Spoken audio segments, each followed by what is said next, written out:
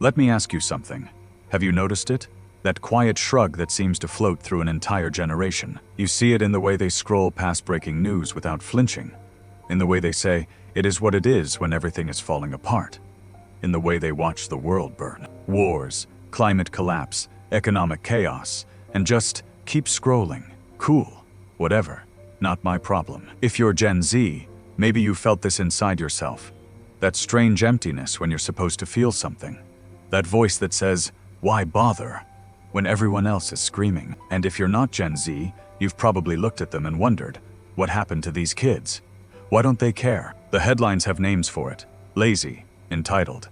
The whatever generation. Society loves to call them apathetic, detached, like something broke inside them that used to make humans care about things. But here is what most people don't see.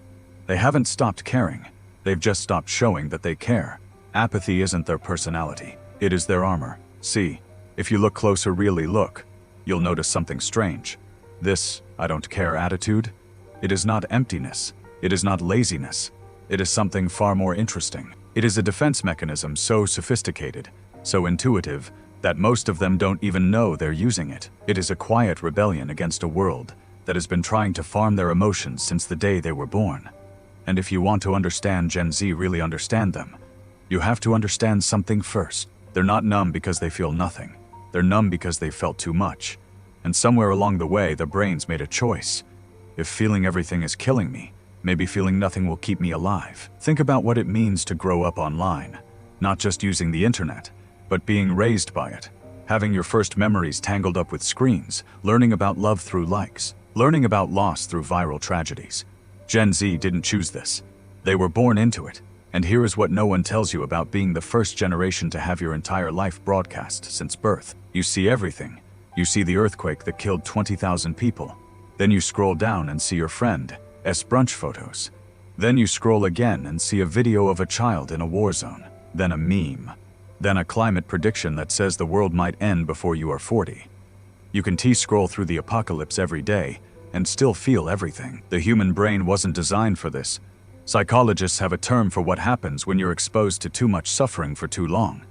They call it compassion fatigue. It is what happens to nurses who watch too many patients die, to firefighters who see too many houses burn.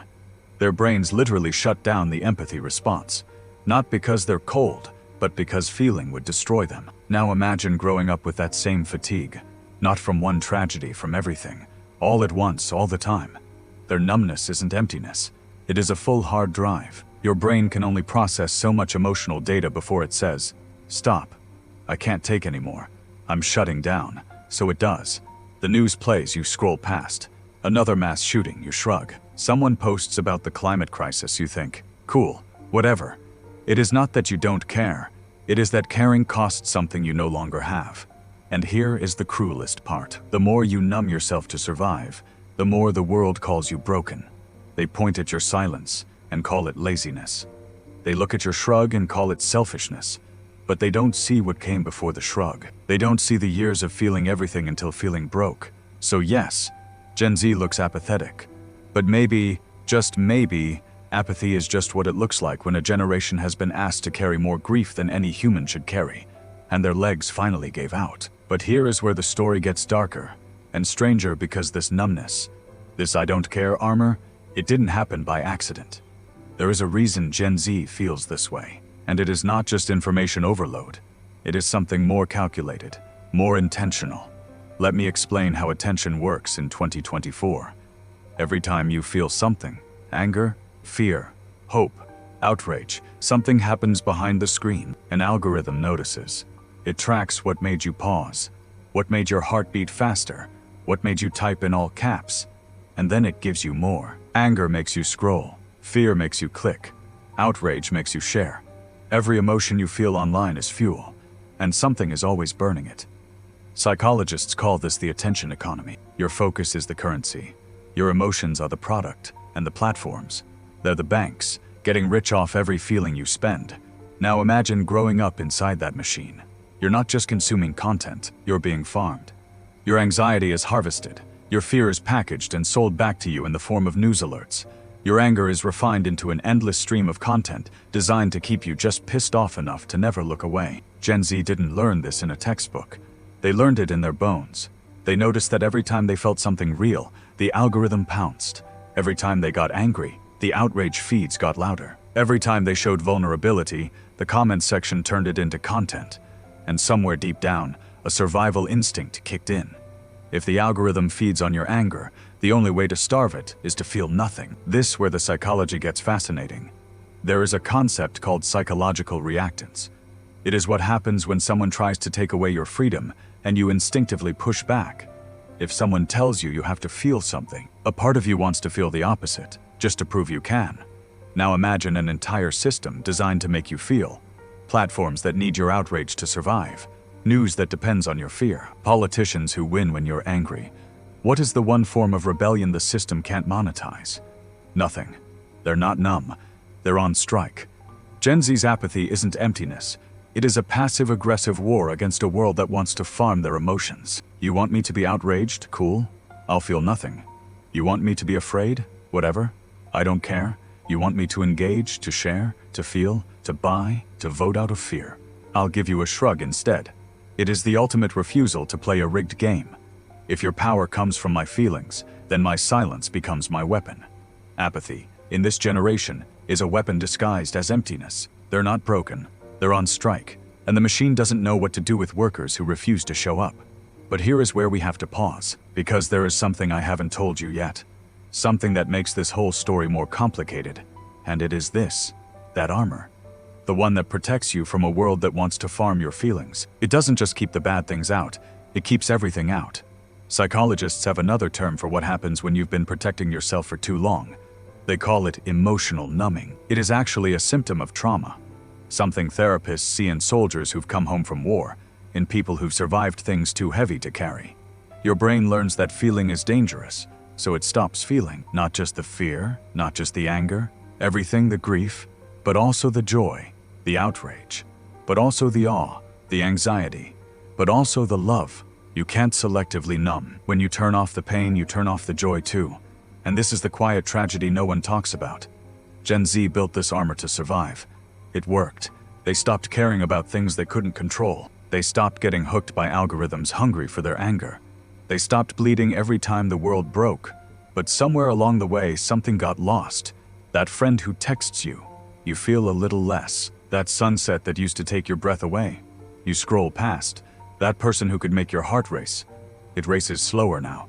Not because you don't love them, but because you've forgotten how to let love in without bracing for impact. They're protecting themselves from a world that wants to use their feelings, but in doing so, they're also protecting themselves from themselves. Think about the last time you really felt something. Not reacted, not scrolled past, not shrugged. Really felt. When was it? What did it feel like? And more importantly, did something inside you pull back? Did a voice whisper, "Careful, don't get too attached, don't get too excited, it'll probably go away"? That voice isn't yours. It is the armor talking. And here is the darkest part. The system wins either way. If you care too much, it farms your emotions. It turns your outrage into clicks, your fear into profit, your hope into a product. But if you care too little, if you numb yourself completely, you stop showing up. You stop fighting for things that matter. You stop building the world you actually want to live in. You become quiet, compliant, easy to ignore. The tragedy isn't that they don't care. It is that they care too much to risk caring. They're trapped in a paradox. To feel is to be used. To not feel is to disappear. And somewhere in the middle, a generation is trying to figure out how to be human in a world that has made humanity into a transaction. So, where does that leave you? If you're Gen Z, or if you've ever felt this strange numbness creeping in, you've probably asked yourself the same question. Is this just who I am now? Am I broken? Will I ever feel things the way I used to? Here is what I want you to know. That armor you built, it wasn't a mistake. It wasn't weakness. It was intelligence. Your brain looked at an impossible situation, a world that wanted to eat your feelings for breakfast, and it did the only thing it could. It protected you. Apathy got you through, but it doesn't have to be where you stay. Because here is the truth they don't tell you. The goal isn't to feel everything. That is how you burn out. And the goal isn't to feel nothing. That is how you disappear. The goal is to choose, to look at the world with all its algorithms, all its traps, all its hunger for your attention, and say, I'll decide what matters. I'll decide what moves me. I'll decide when to care and how much, and for how long. That is not numbness, that is power. The goal isn't to feel everything. It is to feel the right things on your own terms. You don't have to carry every tragedy. You don't have to be outraged 24/7. You don't have to perform your feelings for an audience that is just waiting to monetize them. But you also don't have to stay frozen. You get to choose. Maybe that means letting yourself cry at a movie again. Maybe it means letting someone love you, even though it is terrifying. Maybe it means fighting for something you believe in, not because the algorithm wants you to, but because you do.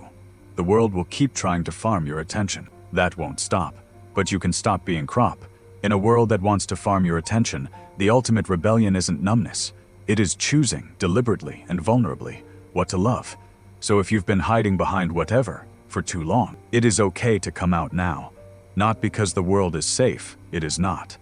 Not because the system stopped hunting for your feelings, it hasn't. But because you deserve to feel your own life, the grief, the joy, the anger, the awe, all of it, on your terms, in your time, for your reasons. That is not apathy. That is freedom. And in a world that wants to take everything from you, including your ability to feel, choosing to feel the right things, deliberately, is the most radical act there is.